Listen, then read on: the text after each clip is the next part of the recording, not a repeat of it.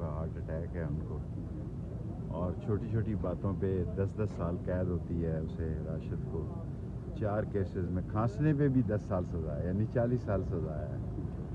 اور سیکنڈلی بھوک ہے، ننگ ہے، مہنگائی ہے، بے روزگاری ہے، سیلاب ہے، کسی کا کوئی پرسان حال نہیں ہے. اور معمولی بات پر بھی 10 سال قید ہے، یعنی کہ 10 سال زندگی کے. اگر ایک کیس جو ہے بندہ موجود ہی نہیں.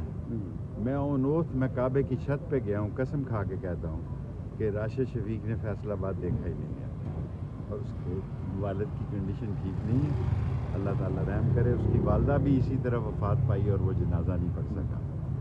سو میری ارباب اقتدار سے یہ درخواست ہے کہ خدا کے لیے عام آدمی کو معافی دیں، غریب آدمی کا خیال رکھیں، مہنگائی کو کنٹرول کریں، اور سزاؤں کی طرف دیکھیں. اتنا سزاؤں کا انبار اور ڈھیر جو ہے یہ قومیں برداشت نہیں کر سکتی.